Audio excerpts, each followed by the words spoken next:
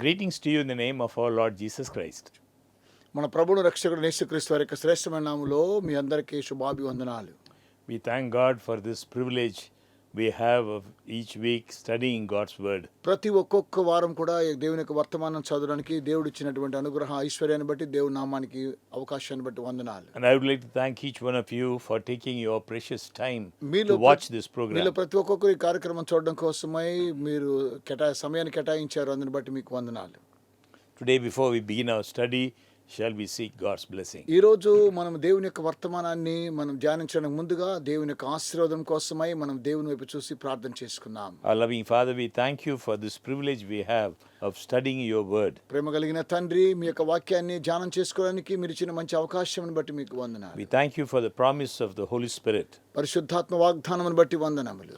As we open your word, we pray that you will open our hearts and our minds. ప్రభా, మేము ఈ యొక్క వాక్యాన్ని చదువుతుండగా మా యొక్క మనోనేత్ర హృదయాన్ని తెరవమని ప్రార్థిస్తున్నాం. Speak to us through your word. మీ యొక్క వాక్యం ద్వారా మీరు మాతో మాట్లాడండి. Help us to understand your will. తండ్రి, మీ యొక్క చిత్తాన్ని అర్థం చేసుకోవడానికి సహాయం చేయండి. Give us strength from above to obey your will. మీ యొక్క చిత్తానికి విధేయత చూపించడానికి కావలసిన పరలోకపు బలమును మాకు దయచేయండి. In Jesus' name we pray. యేసు నామమున ప్రార్థించుచున్నాము తండ్రి.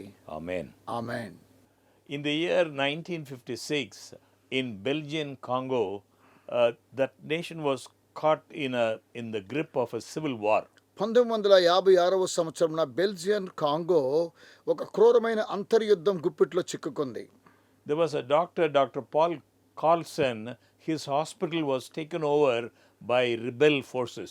అక్కడ ఉన్నటువంటి డాక్టర్ పాల్ కార్ల్సన్ వారి యొక్క హాస్పిటల్ని మరి భయంకరవాదులు వారిని ఆక్రమించుకున్నారు. Many hospital employees were killed. హాస్పిటల్లో ఉన్న చాలా మందిని చంపేశారు. Unfortunately, Dr. Carlson was also among them. దురదృష్టవశాత్తున కార్ల్సన్ గారు కూడా అందులోనే ఉన్నారు. When his body was found a few days later, అతని యొక్క శరీరము కొద్ది దినముల తరువాత మృతదేహాన్ని వారు కనుగొన్నప్పుడు there was a New Testament in his jacket pocket. ఆయన యొక్క కోట్లో మరి ఆ యొక్క జేబులో క్రొత్త నిబంధన గ్రంథం వారు గమనించి చూశారు. And in its pages, the doctor had written the date. ఆ యొక్క పేజీలో డాక్టర్ గారు ఆ యొక్క తేదీని రాశారు. It was the day before he was shot. అదేంటో తెలుసా? ఆయన చంపడానికి ముందుగా రాయబడినటువంటి తేదీ. And he had written a single word. అక్కడ ఆయన ఒక చిన్న వర్తమానం రాశాడు. The word peace. ఆ యొక్క మాట ఏమనగా సమాధానం. Peace in the face of the worst of circumstances. సమాధానం అనేటువంటిది భయంకరమైనటువంటి పరిస్థితుల్లో కూడా ఉండాలి. Peace in the face of death. మరి మరణ పడకలో కూడా సమాధానం ఉండాలి. What gave Dr. Paul Carlson such peace? మరి ఈ డాక్టర్ పాల్ కార్ల్సన్ గారికి ఇలాంటి సమాధానాన్ని దేన్ని ద్వారా అనుగ్రహించబడింది? Is it possible for us to have this incredible peace when we face death? మనము మరణాన్ని దర్శించుచు ఉన్నప్పుడు ఇలాంటి సమాధానాన్ని మనం పొందుకోవడం సాధ్యతరమా? What can keep us from falling apart when death strikes? మరి మరణము ఆసన్నమైనప్పుడు మనకు ఎలాగున అనిపిస్తూ ఉన్నది? There are so many conflicting opinions about death in modern cultures. ఈ యొక్క సాంస్కృతిక దినాల్లో మరి అనేకమైనటువంటి ఉపమానాలు అనగా వారి యొక్క అర్థాలు చాలా ఉన్నాయండి. దీంట్లో యుద్ధం జరుగుతూ ఉన్నది. What really happens when a person dies? ఒక వ్యక్తి చనిపోతే నిజంగానే ఏం జరుగుతుంది? Is it heaven అది పరలోకంలో ఉంటున్నాడా, or hell లేదా నరకంలో ఉంటున్నాడా, or nothingness? లేదా ఏమీ లేని పరిస్థితి? We know what happens to the physical body, మనకు తెలుసండి ఈ యొక్క భౌతిక శరీరం ఏమవుతుందోనని. but where is the person who lived in this body? మరి ఈ యొక్క శరీరంలో నివసించిన ఆ వ్యక్తి ఎక్కడికి వెళ్తున్నాడు? అయితే When people die, do ప్రజలు they చనిపోయిన- totally cease to exist or do they live on somewhere? మరి ప్రజలు చనిపోయిన తరువాత నిజంగానే వారు ఎక్కడో వేరే స్థలంలో జీవిస్తూ ఉన్నారా? The fact is that we were not created for death but for eternal life. సత్యమేమనగా మనము మరణం కోసమే సృష్టించబడలేదు, కానీ నిత్య జీవం కొరకై మనము సృష్టించబడ్డాం. Death is a stranger in this universe. ఈ యొక్క మరి లోకములో మరణం అనేటువంటిది భయంకరమైనటువంటిది. Death is an intruder introduced to our race by humanity's fall into selfishness and sin. మరణము ఎందుకు సంప్రాప్తమైందో తెలుసా? మానవాళి చేసుకున్నటువంటి స్వార్థాన్ని బట్టి, పాపంని బట్టి. A God of love created us for an eternal relationship with Him. అయితే ప్రేమ కలిగినటువంటి దేవుడు ఆయనతో సత్సంబంధము నిత్య జీవంలో కలిగి ఉండాలని కోరుతూ ఉన్నాడు. Our hearts, our minds were not programmed for the pain and separation of death. మన యొక్క హృదయాలు కానీ, మనస్సులు కానీ మరణము నుండి మనలను వేరుపరచలేదు, వేదనపరచలేదు. So, it is a struggle for us to lose someone near and dear. అదంటూ తెలుసా, మన యొక్క శ్రేయోభిలాషులను మరి ప్రేమించబడిన వారిని కొద్దిగా దూరపరచడం అనేది చాలా కష్టతరం అవుతుంది. The pain of death is so agonizing that we want to believe that somehow, somewhere, our loved ones are still watching out for us or available to us. మరణం అనేటువంటిది చాలా భయంకరమైన పరిస్థితి అయినప్పటికీ కూడా మన యొక్క విశ్వాసం ఏమనగా ఎక్కడో ఎప్పుడో మన ప్రియులైనటువంటి వారిని ఒకసారి మనం అందరము కలుసుకోబోతున్నాము అనే నమ్మకాన్ని కలిగి ఉన్నాము. But does the Bible have anything to say about what happens when we die? మరి బైబిల్ గ్రంథము ఏమి స్పష్టంగా తెలియచేస్తుందో, ఒకవేళ మనం చనిపోతే ఏం జరుగుతుంది? Friends, yes, it certainly does. అవును ప్రియమైన స్నేహితులారా, బైబిల్ మనకు సత్యాన్ని బోధిస్తూ ఉన్నది. Yes, sir. In fact, the truth about what happens after we die was the very heart and hope of the early Christian church. మరి నిజంగా మనము చనిపోతే మరి గతంలో ఉన్నటువంటి ఆ యొక్క క్రైస్తవ సంఘము ద్వారా ఏ విధంగా ఈ యొక్క సత్యాన్ని మరణ తరువాత ఏం జరుగుతుందో తెలియబడింది. After Jesus died on the cross, his friends placed his body in the tomb. మరి ప్రభువైన యేసుక్రీస్తు వారు కల్వరి శిలువలో చనిపోయిన తర్వాత ఆయన స్నేహితులు ఆయన యొక్క భౌతిక శరీరాన్ని సమాధిలో పాతిపెట్టారు. The Roman soldiers sealed the stone covering the mouth of the tomb with a Roman seal. మరి రోమీలైతే వారు ఏం చేశారు అనగా ఆ యొక్క సమాధికి వారు ముద్ర వేశారు, భద్రపరిచారు. Now no one could take his body. ఎందుకనగా ఎవరు కూడా ఆయన యొక్క శరీరాన్ని తీసుకుని వెళ్ళలేరు. That's how they thought. ఈ విధంగా వారు ఆలోచించారు. Early Sunday morning, a brilliant angel descended from heaven. మరి ఆదివారము వేకువనే ఒక అద్భుతమైనటువంటి దేవదూత పరలోకం నుండి దిగి వచ్చి He rolled back the stone that covered the door of the tomb and called for Jesus to arise. మరి ప్రభువైన యేసుక్రీస్తు వారు పాతి పెట్టబడిన యొక్క సమాధి మీద రాయిని దొర్లించి ప్రభువైనటువంటి యేసుక్రీస్తు వారు తిరిగి లేచినట్టుగా మనం చూస్తూ The ఉన్నాం. resurrected Savior stepped out in complete and total victory. పునరుద్ధరణైన యేసుక్రీస్తు వారు సంపూర్ణమైనటువంటి ఆయన విజయాన్ని సాధించినట్టుగా మనం చూస్తూ ఉన్నాం. Victory over death. ఆయన మరణం పైన విజయాన్ని సాధించారు. A mighty conqueror. ఆయన శక్తి కలిగినటువంటి జయాన్ని చూపించారు. The soldiers were blinded by the glory of the angel. మరి అక్కడున్న సైనికులు దేవదూత యొక్క మహిమను చూడలేకపోయారు. They fell down helpless in his presence. వారు నిస్సహాయ స్థితిలో అతని ఎదుట సాగిలపడ్డారు. So the story of Jesus' resurrection gave meaning, purpose and power to the early Christians. ప్రభువైన యేసుక్రీస్తు వారి యొక్క పునరుత్థానము యొక్క మరి గతంలో ఉన్నటువంటి మొదటి శతాబ్ద క్రైస్తవులకి ఒక అర్థాన్ని, ఒక ఉద్దేశాన్ని, శక్తిని అనుగ్రహించింది. There Jesus was alive. ఎందుకనగా ప్రభువైన యేసు సజీవుడు. Because of Jesus, the Christians had confidence and hope beyond the grave. ప్రభువైన యేసుక్రీస్తు వారు మరణించి తిరిగి లేచిన తరువాత క్రైస్తవులకి ఒక నిరీక్షణ అనేది కలిగింది. Death was not the final end. మరి మరణం అనేటువంటిది చివరి అంతం కాదు. Those who died in Christ would someday live again. మరల క్రీస్తునందు మరణించినటువంటి మృతులు తిరిగి ఒకరోజు జీవిస్తారు. Their confidence in the resurrection stood in bright contrast to the beliefs of pagans who did not have this hope. మరి ఈ లోక సంబంధులు కానటువంటి వారికి ఇలాంటి నిరీక్షణ లేకపోవడం చాలా దురదృష్టవశం. The catacombs under the city of Rome reveal the difference between the unbeliever's death and the death of a Christian. ఒక రోమాలో మనం చూసినట్లయితే అవిశ్వాసి చనిపోయిన తరువాత, విశ్వాసి చనిపోయిన తరువాత ఏం జరిగిందో అనేటువంటి అంశాన్ని మనం చూస్తూ ఉన్నాము. Written on the tombs of those who did not believe in Jesus Christ were hopeless inscriptions. ఒక విషయాన్ని యేసుక్రీస్తునందు విశ్వసించినటువంటి వారి యొక్క సమాధుల మీద ఈ విధంగా రాయబడింది. Those inscriptions were such as goodbye forever or goodbye for eternity. మరి ఆ యొక్క వర్తమానం ఆ యొక్క పదములు ఏంటో తెలుసా మీకు అందరికీ? గుడ్ బై, తర్వాత నిత్యంలో కలుసుకుందాం అనేటువంటి అంశాలు. The writings on the Christians' tombs, on the other hand, were filled with hope and courage. అయితే క్రైస్తవులు మరోవైపు మనం గమనించినట్టయితే క్రైస్తవుల యొక్క సమాధుల మీద నిరీక్షణ కలిగినటువంటి మాటలతో రాయబడినటువంటి విషయాలు అక్కడ. Goodbye until we meet again.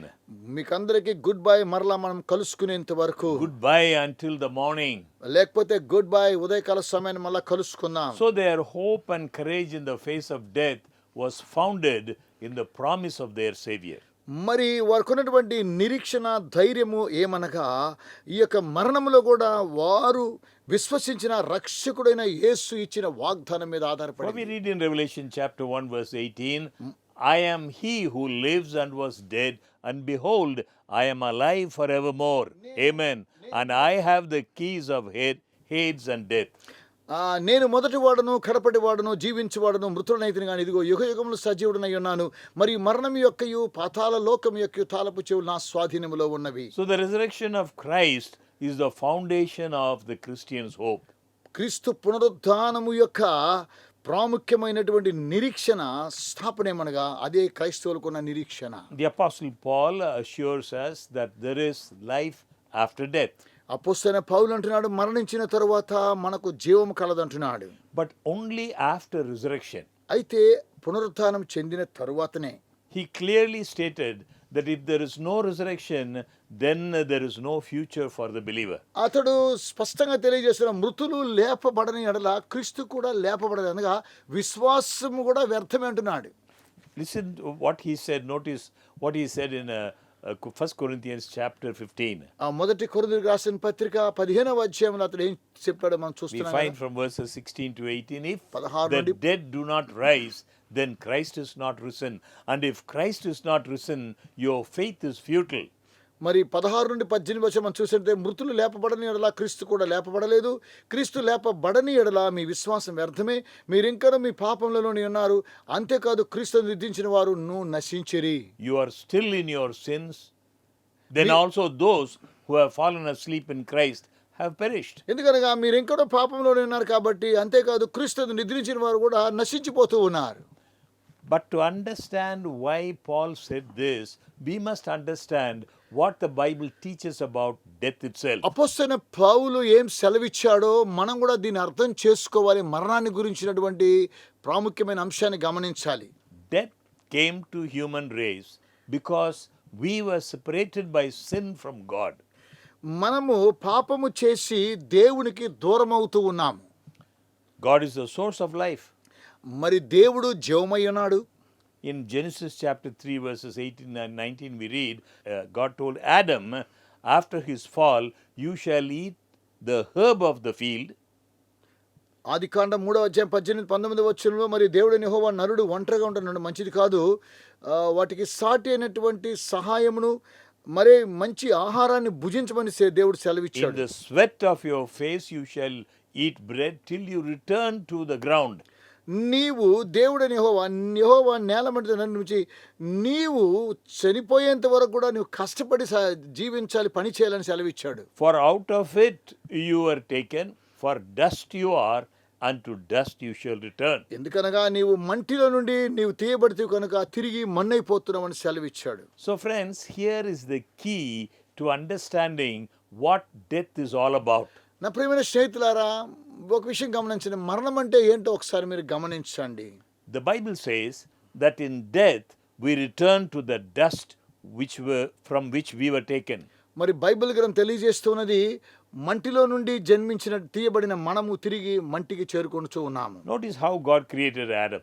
చూడండి, ఆదామును దేవుడు ఏ విధంగా సృష్టించాడో గమనించండి. In Genesis chapter 2 verse 7 we read, and the Lord God formed man of the dust of the ground and breathed into his nostrils the breath of life. ఆదికాండం 2వ అధ్యాయం 7వ వచనం గమనించినట్లయితే దేవుడైన యెహోవా నేలమంటితో నరుని నిర్మించి వాని నాసికా రంధ్రంలో జీవవాయువును ఊదగా నరుడు జీవాత్మాయెను. What happened? Man became a living soul. ఏం జరిగిందో తెలుసా అండి? మానవుడు జీవించు ఆత్మగా మారాడు. God took the elements of the earth and made a body for man.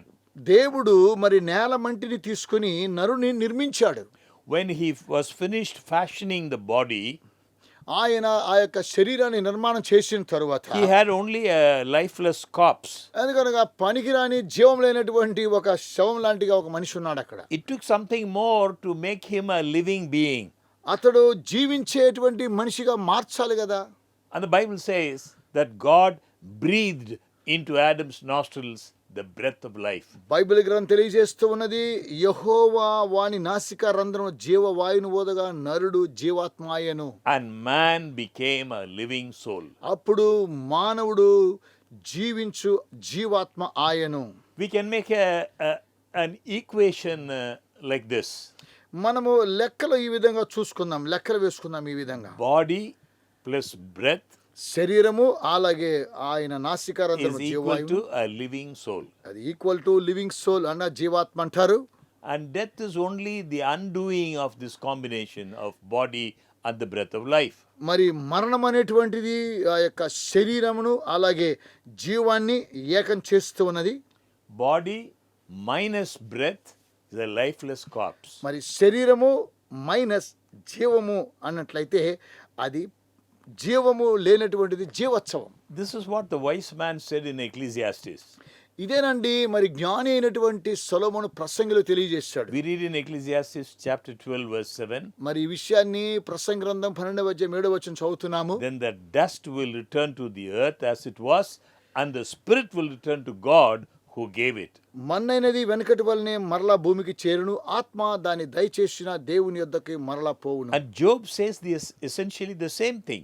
యోబు కూడా ఇలాంటి విషయాన్ని తెలియజేస్తూ ఉన్నాడు. In Job 27 verse 3 we read, యోబు గ్రంథం 27వ అధ్యాయం 3వ వచనం యోబు అంటున్నాడు, all the while my breath is in me and the spirit of God is in my nostrils.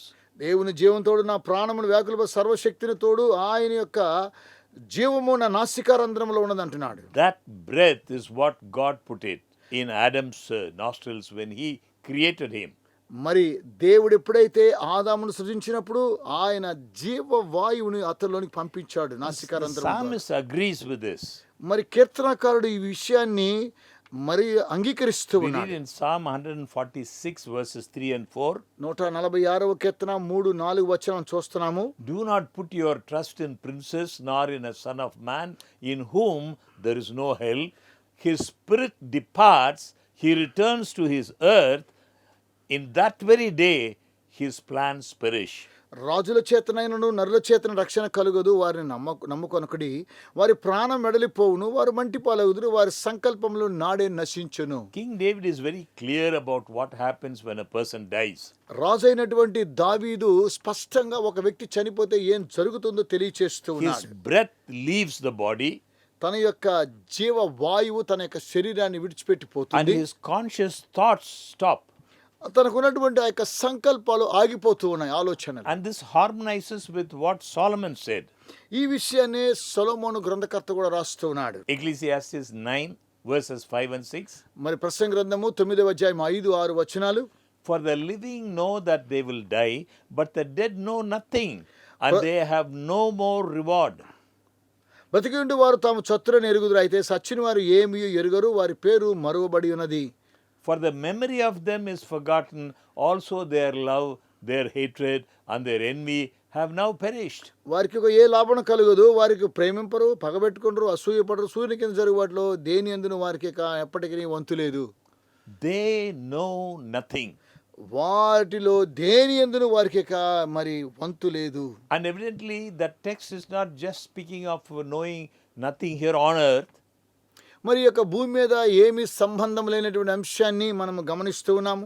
The dead are not conscious somewhere else either. మరి చనిపోయిన వారు ఎక్కడో ఉండడం అనేటువంటిది కాదండి. The psalmist is quite clear. మరి కీర్తనకారుడు స్పష్టంగా తెలియజేస్తూ In ఉన్నాడు. Psalm 115 verse 17 we read, 115వ కీర్తన 17వ వచనం చదువుతూ ఉన్నాము. the dead do not praise the Lord, nor any who go down into silence. మృతులను మౌన స్థితిలోనికి దిగిపోవారును యెహోవాను స్తుతింపరు. And Job agrees with this.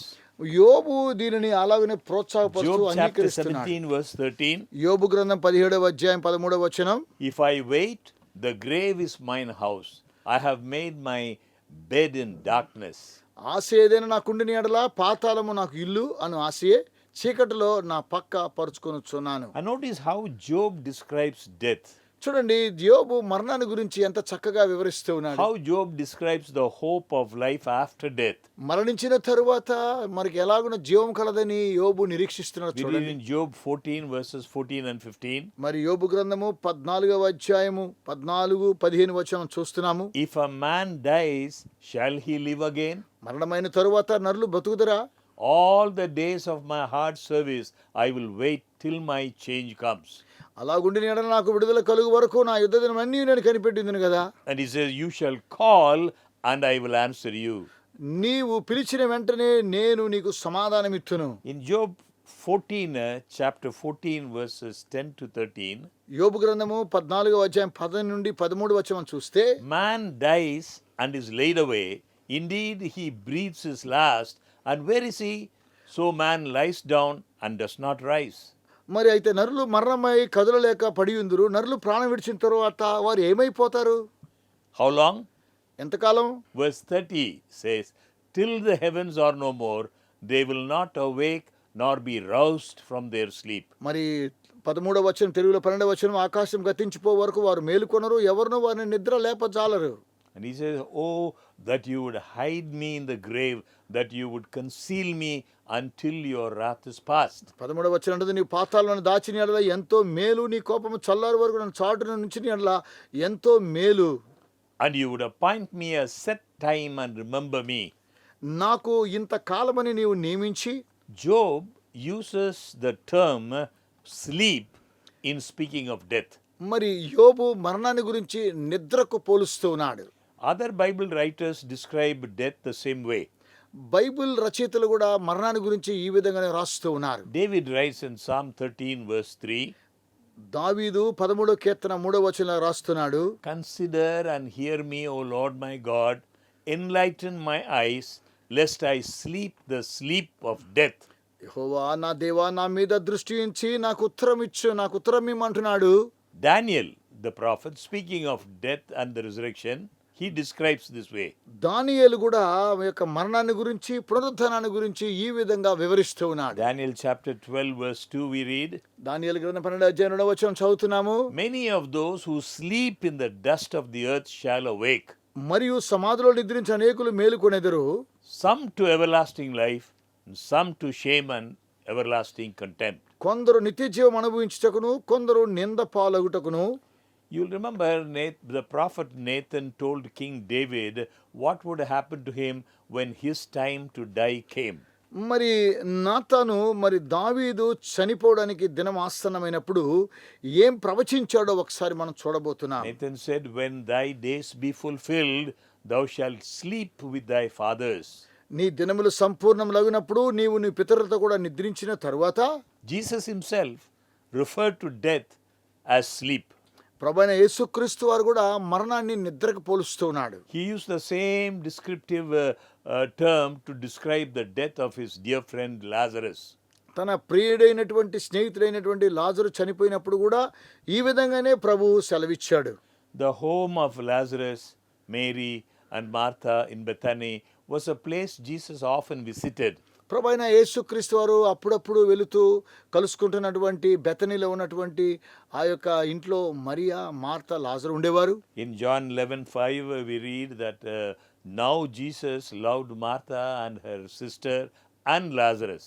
మరి యోహను సువార్త 11వ అధ్యాయం 5వ వచనంలో యేసు మార్తను ఆమె సహోదరిని లాజరును కూడా ప్రేమించేవాడు. One day Jesus received an urgent message from his friends in Bethany informing him that Lazarus was very ill. ఒకరోజు మరి ప్రభువైన యేసుక్రీస్తు వారికి ఒక సందేశం ఉంది, లాజరు చాలా అనారోగ్యంతో ఉన్నాడని.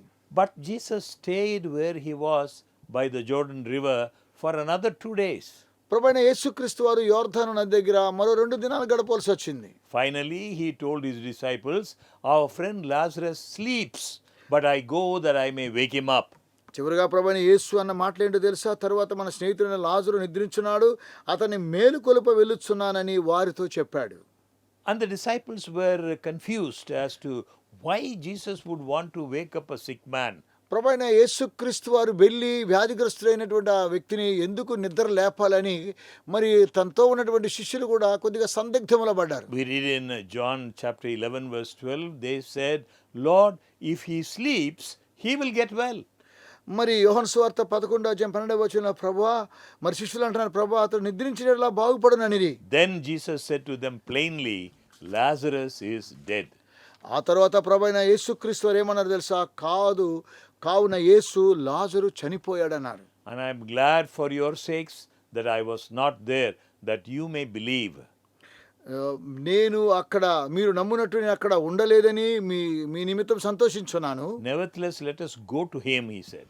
మనం వెళ్ళి అతని యొద్దకు మనం వెళ్లుదాం రండి అని స్పష్టంగా వారితో చెప్పారు. So they began making their way to Bethany. వారు అలాగున కలిసి బెతనికి వెళుతూ ఉన్నారు. And as they approached the city, వారు ఆ యొక్క పట్టణాన్ని సమీపిస్తున్నప్పుడు Martha came running to meet them. Martha పరిగెత్తుకుంటూ ప్రభువైన యేసును కలుసుకోవడానికి వచ్చింది. When she saw Jesus, she said, "Lord, if you had been here, my brother would not have died." Martha ఏమన్నదో తెలుసా? యేసుతో, ప్రభువా నీవు ఇక్కడ ఉండిన యెడల నా సహోదరుడు చావకుండును అని. No doubt she was right about that. ఆయనకు తెలుసండి ఏం జరిగిందో. Jesus was the great healer. ప్రభువైన యేసుక్రీస్తు వారు ఉన్నతమైనటువంటి స్వస్థపరిచేటువంటి దేవుడై ఉన్నాడు. But of course, he hadn't come and now it was too late. అవునండి, ఆయన ఆలస్యం చేశాడు. ఒకవేళ ఇది మరి చాలా ఆలస్యమైనప్పటికీ కూడా ఏం జరిగింది? Or was it too late? మరి నిజంగా ఇది ఆలస్యమేనా? Jesus said to Martha, "Your brother will rise again." ప్రభువైన యేసుక్రీస్తు వారు మార్తాతో మీ యొక్క సహోదరుడు తిరిగి లేచును అన్నాడు. Friends, notice carefully Martha's response. ప్రభువైన స్నేహితులారా, జాగ్రత్తగా మీరు వినండి, మార్తా ఎలాంటి సమాధానం ఇచ్చిందో చూద్దాం. Martha said, "I know that he will rise again in the resurrection at the last day." Martha ఆయనతో ఏమన్నా తెలుసా? అంచె దినమున పునరుత్థానమందు లేచురని ఎరుగుదును అని అన్నది. Martha assured Jesus that she knew what the Bible teaches about life and death. మరి మార్తాకు Bible గ్రంథములో జీవ మరణాన్ని గురించి ఎలాగున అధ్యయనం చేయబడిందో గ్రహించింది. She knew she would be reunited with her brother at the resurrection at the end of the world. మరి యొక్క ప్రపంచ పునరుద్ధాన అంతమందు మరలా ఆమె తిరిగి చనిపోయి పునరుద్ధానంలో తన యొక్క తమ్ముడు కలుసుకోగలదన్న నమ్మకాన్ని కలిగి ఉన్నది. However, Jesus was about to give a preview of that glorious event. మరి ఏది ఏమైనా ప్రభువైనటువంటి యేసుక్రీస్తు వారు ఆ మహిమ కలిగినటువంటి ఆ యొక్క ఆ సన్నివేశాన్ని ముందుగానే చూపించడానికి ఆయన చూపిస్తున్నాడు. Jesus then said plainly, "I am the resurrection and the life." ప్రభువైన యేసుక్రీస్తు వారు ఏమన్నా తెలుసా? అందుకు యేసు పునరుత్థానమును జీవమును నేనే. He who believes in me, though he may die, he shall live. నా యందు విశ్వాసం ఉంచువాడు చనిపోయినను బ్రతుకును అని అన్నాడు. As he came to the tomb where Lazarus was buried, John tells us that Jesus wept. మరి ప్రభువైన యేసుక్రీస్తు వారు లాజరు చనిపోయినటువంటి సమాధి వద్దకు వచ్చినప్పుడు ఏం జరిగింది తెలుసా? యేసు కన్నీళ్లు విడిచాడు. He was not weeping for his friend Lazarus. ఆయన లాజరు తన స్నేహితుడు లాజరు చనిపోయినందుకు ఏడవలేదు, కానీ He knew he was about to bring him back to life. ఆయనకు తెలుసండి మరలా అతని జీవంతో తీసుకొస్తాడని. He was weeping for the grief that the family and friends were experiencing. ఎందుకు ఆయన కన్నీళ్లు విడిచాడో తెలుసా? తన యొక్క ప్రియులైనటువంటి కుటుంబస్తులు ఏడుస్తున్నారు కాబట్టి ఆయన కూడా ఏడవలసి వచ్చింది. Also for the grief that death has caused throughout all the ages, as loved ones have been taken away by death. మరి మరణం ద్వారా తన యొక్క ప్రియులైన వారు కోల్పోయినటువంటి వారు ఏ విధంగా దుఃఖిస్తూ ఉన్నారన్న విషయాన్ని ఎరిగినటువంటి దేవుడు అక్కడ కన్నీరు విడిచాడు. And Jesus asked that the stones ceiling of the entrance to the grave be taken away. మరి ప్రభువైన యేసుక్రీస్తు వారు ఏమన్నా తెలుసా? రాయి తీసివేయడని చెప్పగా Martha objected. మార్తా ఏమన్నా తెలుసా? వద్దు ప్రభువా అంటున్నది. She was concerned about the unpleasant smell of death that would surely be present. ఆమె ఏమన్నదో తెలుసా? అక్కడ వాసన కొట్టుతున్నది, అది మంచిది కాదని సెలవిస్తున్నది. But Lord, by this time there is a stench, for he has been dead 4 days. ఆమె ఏమన్నా తెలుసా, ప్రభు అతడు చనిపోయి 4 దినాలైంది కనుక ఇప్పటికీ వాసన కొట్టునని ఆయనతో చెప్పాను. But the stone had been rolled away, and Jesus cried out in a loud voice, Lazarus, come forth. మరి And he did. ఆ రాయి తీసివేయమని చెప్పగా చనిపోయిన వారి సహోదరి యొక్క వారు అక్కడున్న వారు రాయి తీసేసి లాజరు బయటకు రమ్మని కేకలు వేశాడు. The one who had been dead for 4 days heard the voice of the life giver. మరి 4 దినాలై చనిపోయిన తరువాత కూడా మరి జీవాన్ని ఇవ్వగలిగినటువంటి యేసుక్రీస్తు వారి యొక్క స్వరాన్ని ఆ యొక్క బాడీ వినది, శరీరం వినది. Friends, what a day that must have been for the village of Bethany. నా ప్రియమైన స్నేహితులారా, యొక్క బెతనీ గ్రామంలో వారి యొక్క సంతోషం ఎలా ఉంటుందో ఒకసారి గమనించండి. What rejoicing and joy. ఎంత సంతోషంగా వారు ఆనందించారో ఒకసారి మీరు గమనించండి. Friends, the joy of that resurrection was only a small preview of the glory and excitement that will take place when Jesus comes again. ప్రియమైన స్నేహితులారా, అదే సంతోషము పునరుద్ధానము ఓ చిన్న గ్రామంలో జరిగే ఆ యొక్క దేవుడు తన యొక్క మహిమను కనపరిచాడు. మరి తిరిగి రానైన ప్రభువైన యేసుక్రీస్తు తిరిగి రాబోతుండగా అది ఎంత మహిమకరంగా ఉండబోతుందో ఒకసారి గమనించండి. When Christ comes, all the graves of Lazarus' other friends who have accepted him as their savior will be opened, and they will rise to live with him forever. ప్రభువైన యేసుక్రీస్తు వారు వచ్చిన తరువాత చనిపోయినటువంటి లాజరు మాత్రమే కాకుండా తన ప్రియులైన వారు కోల్పోయిన ప్రతి ఒక్కొక్కరు కూడా వారు కూడా తిరిగి సమాధిలో పునరుద్ధానం లేచి నిరంతరం ఆయనతో పాటు జీవించేదారు. This is the message that the Apostle Paul shared with the early Christians. మరి ఈ యొక్క సందేశాన్ని అపోస్తలుడైన పౌలు ముందున్న క్రైస్తవుల కొరకై అతడు సందేశాన్ని అందించాడు. In 1 Thessalonians chapter 4 verse 13 we read, మొదటి తెస్సలోనికీయులకు రాసిన పత్రిక 4వ అధ్యాయము 14వ వచనం మనం ఇలా చదువుతున్నాం. But I do not want you to be ignorant, brethren, concerning those who have fallen asleep, మరి సహోదరులారా, నిరీక్షణ లేని ఇతరుల వలె మీరు దుఃఖపడకుండా నిమిత్తము, lest you sorrow as others who have no hope. నిద్రించిన వారిని గురించి మీకు తెలియకుండా నాకు ఇష్టం లేదు. For the Lord himself will descend from heaven with a shout, ఆర్భాటంతో ప్రధాన దూత శబ్దం దేవుని బోరతో పరలోకం నుండి ప్రభువు దిగివచ్చును. with the voice of an archangel and with the trumpet of God, and the dead in Christ will rise first. ఆర్భాటముతో ప్రధాన దూత శబ్దముతోను దేవుని బోరతోను పరలోకము నుండి ప్రభువు దిగివచ్చును. క్రీస్తునందు మృతులైన వారు మొదట లేతురు. Friends, one of the most comforting truths in God's word is that when a person dies, he or she rests quietly, undisturbed by the problems of life until the call of the life giver. ప్రియమైన స్నేహితులారా, ఒక విషయాన్ని మీరు గమనించండి. సత్యమేమనగా దేవుని వాక్యం మనకు తెలియజేస్తుంది. ఒక వ్యక్తి చనిపోయిన తరువాత ఆమె లేక అతడు చనిపోయిన తర్వాత కొద్ది కాలం విశ్రాంతి తీసుకుంటున్నాడు. అతడు ఎలాంటి సమస్యలు లేకుండా కొద్ది కాలము జీవాన్ని ఇచ్చేటువంటి దేవుని కొరకు ఎదురు చూస్తున్నాడు, సమస్యలు లేకుండా జీవిస్తున్నాడు. This is why the second coming of Christ and the resurrection of the righteous was anticipated by the early church as the blessed hope. యేసుక్రీస్తు వారి యొక్క రెండవ రాకడలో పునరుద్ధానం యొక్క శక్తి ద్వారా నీతిమంతులు ఏ విధంగా లేవబడుతున్నారో, దీవెనకరంగా ఉండబోతున్నారో యొక్క సంఘము మనకు తెలియజేసింది. The Apostle Paul describes in even greater detail the events that will occur on the day of resurrection. అపోస్తలుడైన పౌలు ఇంకా పునరుద్ధానపు దినాన్ని గురించి గొప్ప మర్మాలు మనకు తెలియజేస్తూ ఉన్నాడు. He says in verse 51, 1 Corinthians 15, Behold, I tell you a mystery. We shall not all sleep, but we shall all be changed in a moment, in the twinkling of an eye, at the last trumpet. ఇదిగో ఒక కొరింథీయులకు రాసిన మొదటి పత్రిక 15వ అధ్యాయం 51-55 వరకు ఇదిగో మీకు ఒక మర్మం తెలుపుచున్నాను.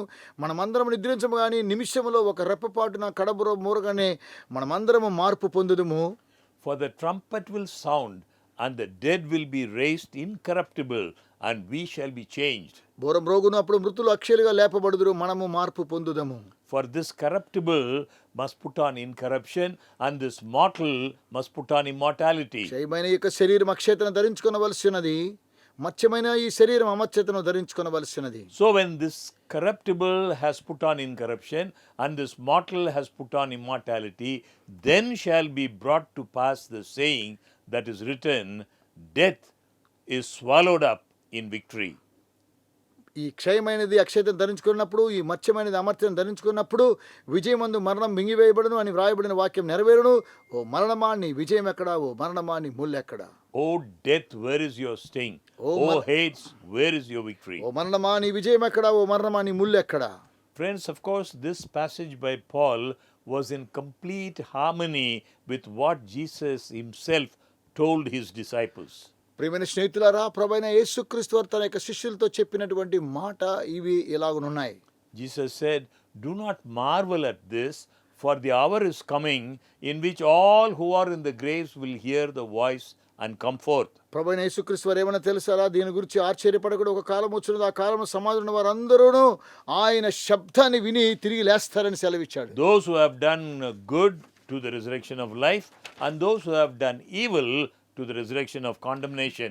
మరి ఎవరైతే మేలు చేసిన వారు మరి జీవ పునరుద్ధానమునకును, కీడు చేసిన వారు తీర్పు పునరుద్ధానం వెళ్ళలేదని ప్రభు సెలవిచ్చాడు. Friends, I would like you to observe very carefully. ప్రియమైన స్నేహితులారా, మీరు చాలా జాగ్రత్తగా గ్రహించాలని కోరుతూ ఉన్నాను. Think for a moment. ఒక క్షణం మీరు ఆలోచించండి. If people went immediately to heaven or hell at death, మరణించిన వెంటనే ప్రజలు మరి పరలోకానికి చేరుకున్నట్లయితే, లేకపోతే నరకానికి వెళ్ళినట్లయితే, why would there be any need for the resurrection of either the righteous or the unrighteous? అవినీతిమంతులు నీతిమంతులు వారికి ఎందుకు మరలా పునరుద్ధానం అవసరమైనది?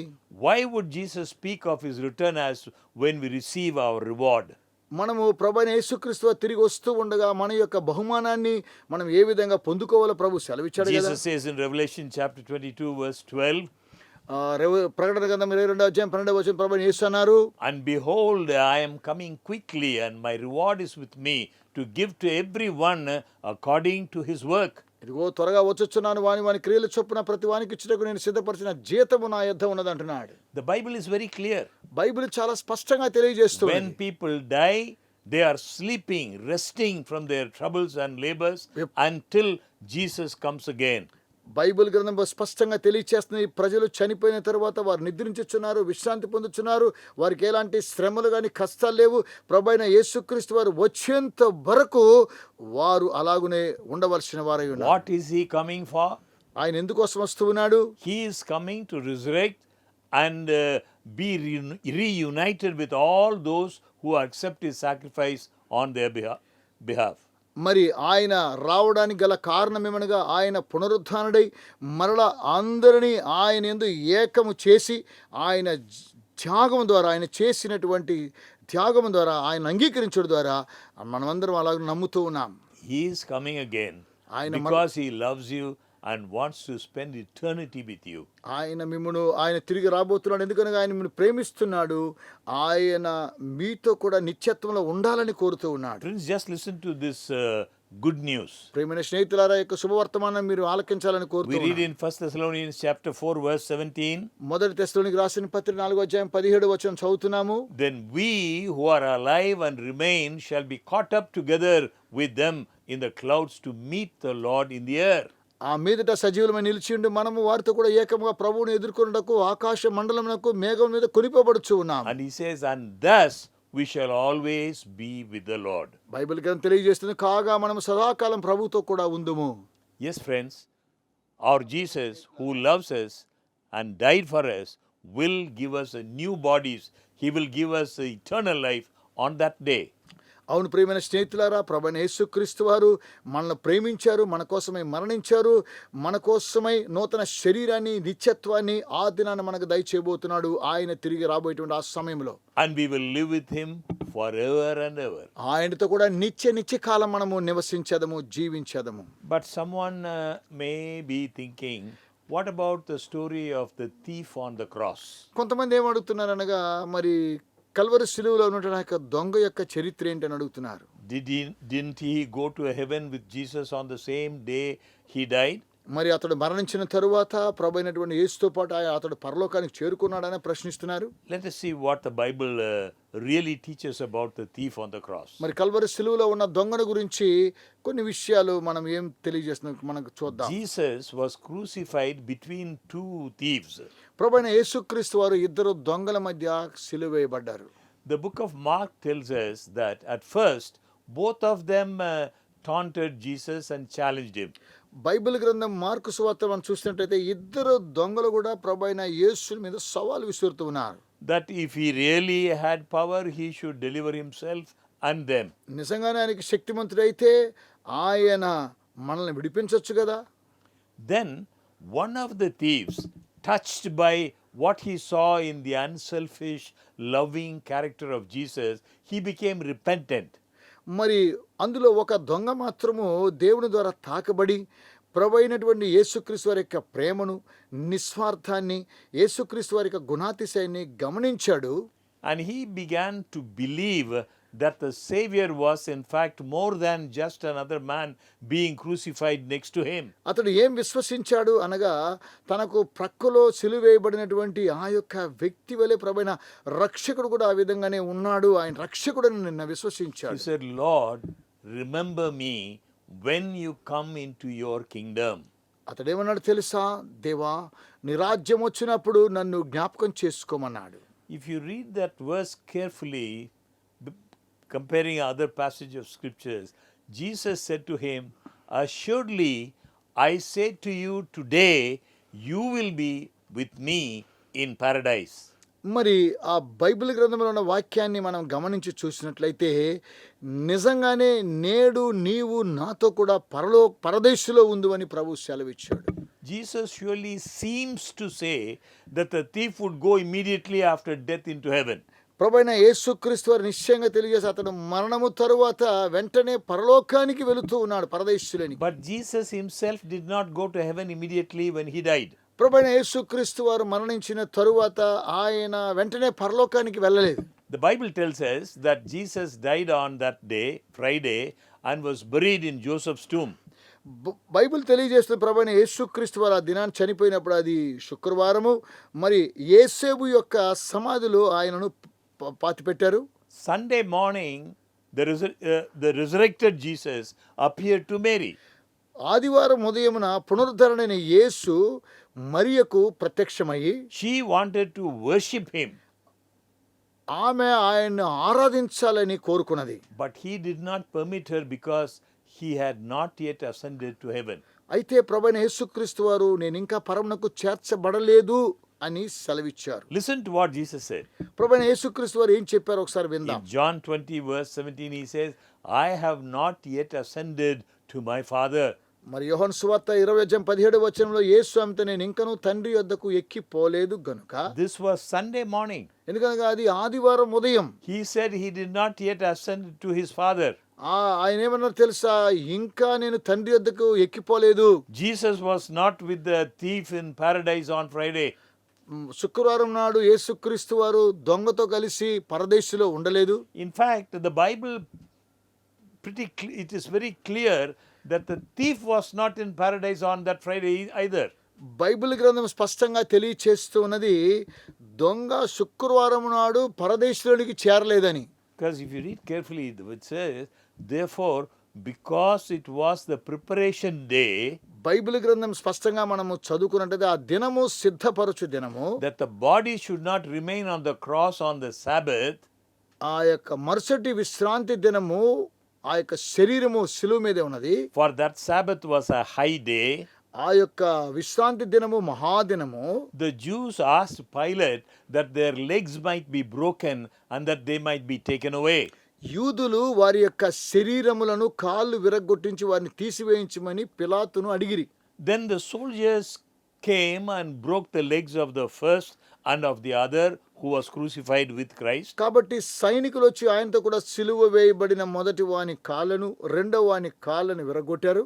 But when they came to Jesus and saw that he was already dead, they did not break his legs. అయితే వారు యేసునొద్దకు వచ్చి అంతకు ముందే ఆయన మృతి పొంది ఉండుట చూసి ఆయన కాళ్ళు విరగొట్టలేదు. కానీ Here we see that they broke the legs of the two thieves so that they could not escape. మరి ఇక్కడ మనం గమనించినట్లయితే ఈ దొంగల కాళ్ళు విరగొట్టారు కాబట్టి వారు తప్పించుకొని పారిపోలేదు. But they did not break Jesus' legs because he was already dead before the end of Friday. మరి ప్రభువైన యేసుక్రీస్తు వారి యొక్క కాళ్ళు వారు విరగొట్టలేదు. ఎందుకో తెలుసా? ఆయన శుక్రవారము నాడే చనిపోయాడు. So neither Christ nor the thief were in paradise on Friday. మరి క్రీస్తు కానీ లేకపోతే చనిపోయినటువంటి ఒక దొంగ కానీ మరి పరదేశంలో ఉన్నారా శుక్రవారం నాడు? So why did Jesus say what he said to the thief?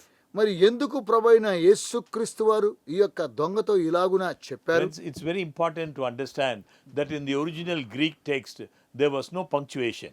ఈ యొక్క చాలా ప్రాముఖ్యమైన అంశం ఇది. ఒరిజినల్ గ్రీకు భాషలో మనం చూసినట్లయితే పంక్చువేషన్ మార్క్స్ అక్కడ లేవండి. The English translators added the punctuation where they saw best. మరి ఇంగ్లీష్లో తర్జుమా చేసినటువంటి తర్జుమాదారులు ఎక్కడ ఈ యొక్క పంక్చువేషన్ మార్క్స్ పెట్టాలో అలా బాగుంటుంది అనుకున్నారు. But if we simply move the comma over to the next word, the meaning is completely different. అయితే మరి కామా అనేటువంటి ఆ యొక్క మరో పదానికి మధ్యలో వచ్చే కామా తీసివేసినట్లయితే దాని అర్థమే మారిపోతుంది, వ్యత్యాసంగా ఉంటుంది. Jesus was actually promising that on that day the thief could have the assurance of being with him in paradise.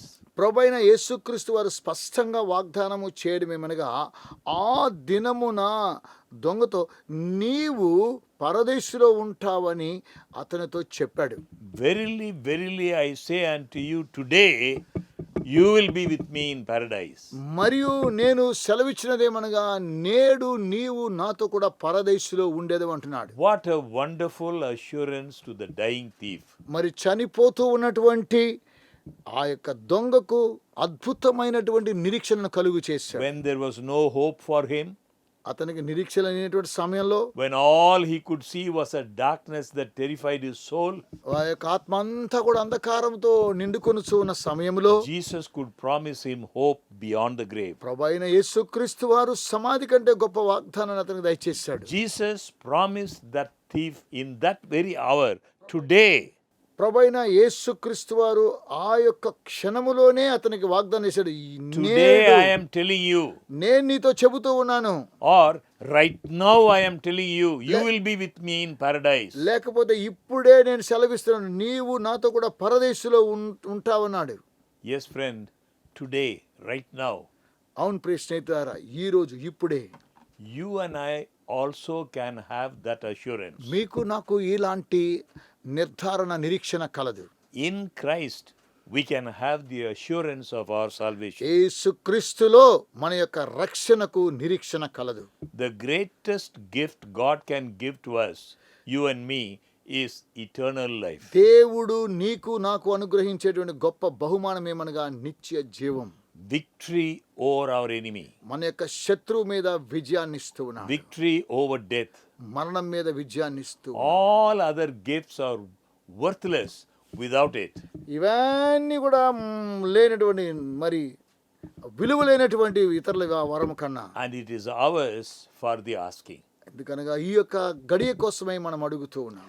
We can know today that Jesus is our Savior and that we also will be with Him in paradise. ఈ రోజు కూడా మన ప్రభువైన యేసుక్రీస్తుని సొంత రక్షణ అంగీకరించినట్లయితే మనం కూడా ఆయనతో కూడా పరదేశంలో ఉండగలుగుతున్నాం. When we lose a loved one, we are comforted by the hope of the resurrection. మన సొంత వారిని మనం కోల్పోయినప్పుడు మనకు ఒక ఆదరణ నిరీక్షణ కలదు పునరుత్థానమందు. We are comforted by the promise of being reunited with them at the second coming. రెండవ రాకడలో మనం అందరం కూడా వారితో కూడా కలిసి ఏకమవుతామనేటువంటి ఆదరణ మనకు కలదు. And it is all because of Jesus, who Ivan- is the resurrection and the life. ఇవన్నీ కూడా ఎందుకో తెలుసా అండి, మన ప్రభువైన యేసుక్రీస్తు వారు పునరుత్థానమును జీవమునై ఉన్నాడు. This truth is really all about Christ, ఈ యొక్క సత్యమంతా కూడా ప్రభువైన యేసుక్రీస్తును గూర్చినటువంటిది. the one who loved us enough to die in our place. మనల్ని ప్రేమించి మన యొక్క స్థానంలో ఆయన మరణించాడు. It is about the one who passionately wants to have a personal relationship with us throughout all eternity. మన నిత్యత్వములో ఆయనతో వ్యక్తిగతమైనటువంటి సంబంధము కలిగి ఉండాలని ఆయన కోరుతూ ఉన్నాడు. It is about the Jesus who promises to reunite us with our loved ones and with Him on that resurrection morning. మరి ప్రభువైన యేసుక్రీస్తు వారు చేసినటువంటి వాగ్దానం ఏమనగా, మన ప్రియులైనటువంటి వారితో మనల్ని ఏకం చేసి ఆ పునరుత్థానపు ఉదయకాల దినమునందు ఈ వాగ్దానం మనకు అనుగ్రహిస్తున్నాడు. So we need to understand this from the Word of God. మరి clearly. దీనిని దేవుని వాక్యం ద్వారా మనం అర్థం చేసుకోవాలి. When a person dies, ఒక వ్యక్తి చనిపోయినప్పుడు he does not immediately go to heaven. వెంటనే అతడు పరదేశంలోనికి వెళ్ళడు, he does not immediately go to hell, అతడు వెంటనే పాతాళంలోనికి వెళ్ళడు, or he is not somewhere in some other form seeing, looking at his children, watching his loved ones. లేదా అతడు ఏదో ఒక రూపంలో మరి తన యొక్క పిల్లలను లేదా తన ప్రియుల వారిని చూస్తున్నాడు అనేటువంటి The విషయం Bible కాదు. clearly tells us when a person dies, his thoughts perish. Bible గ్రంథం స్పష్టంగా తెలియచేస్తుంది, ఎప్పుడైతే అతడు మరణించాడో అతని యొక్క ఆలోచనలు ఆ సంకల్పము నాడే నశించిన అంటున్నాడు. In the Bible, death is compared to a sleep. Bible గ్రంథము మరణాన్ని నిద్రకు పోలుస్తూ ఉన్నది. So when somebody tells us that our departed ones, he appears and he speaks to us. మరి కొంతమంది ఏమంటారు తెలుసా, మనకు చనిపోయినటువంటి వారు వచ్చారు నాతో కూడా మాట్లాడారు అంటారు. This is what Satan said. Satan said, you will never die. అందుకేనంటే సాతాను అంటున్నాడు మీరు చనిపోరు అంటున్నాడు. Jesus said, the day you eat of it, you will die. ప్రభువైన యేసుక్రీస్తు అన్నాడు, మీరు ఆ పండు తిన్నప్పుడు మీరు చనిపోతారని దేవుడు. Satan said, no, you will not die. సాతాను ఏమో తెలుసా, మీరు చనిపోరు అంటున్నాడు. This is what he is trying to do in these last days especially. ప్రత్యేకంగా ఈ అంచె దినాల్లో సాతానుడు ఈ విధంగా ఈ కార్యక్రమం చేస్తూ ఉన్నాడు. Our loved one who is dead, he says, no, they are not dead. మన ప్రియులైనటువంటి వారు నిజంగా చనిపోలేదు అంటున్నాడు. They can speak to you.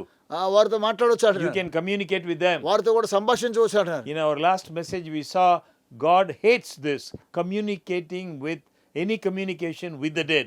గత వారంలో మనం చూసాం కదా కార్యక్రమంలో మృతులైనటువంటి వారితో మాట్లాడమనేది దేవుడు దాన్ని ఛేదిస్తూ ఉన్నాడు. This truth is important because it is about Jesus. నా ప్రియమైన వారలారా, ఈ యొక్క సత్యము చాలా ప్రాముఖ్యమైనది. ఎందుకనగా ప్రభువైన It is Yesu about his character.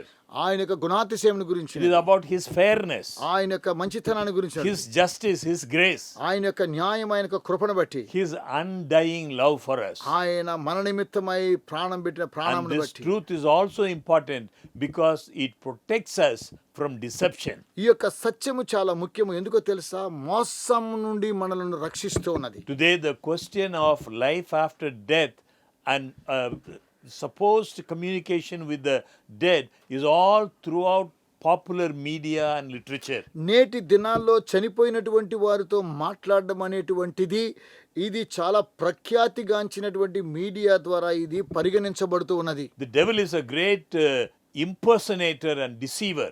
సాతానుడు భయంకరమైనటువంటి వాడు, గొప్ప మోసగాడై ఉన్నాడు. Many have believed his deceptions because they didn't understand what happens when a person dies.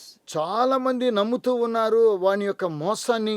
ఒక వ్యక్తి చనిపోయిన తరువాత ఏమవుతుందో అన్న విషయాన్ని వారు తెలుసుకోలేకపోతున్నారు. A well-known international evangelist tells the story of a missionary family in Africa. ఆఫ్రికాలో ఉన్నటువంటి ఒక మిషనరీ కుటుంబాన్ని గురించి ఒక అంతర్జాతీయ సువార్థికుడు ఈ విధంగా తెలియజేస్తున్నాడు. It was in a time when travel was not easy. ఆ దినాల్లో మరి ప్రయాణించడం చాలా బహు కష్టమైనటువంటి సమయం, అది సులువు కాదు. It took months for them to reach their mission station. మరి కొన్నిసార్లు నెలలు అవుతున్నాయండి వారు వెళ్ళవలసిన ప్రాంతాన్ని వెళ్ళడానికి.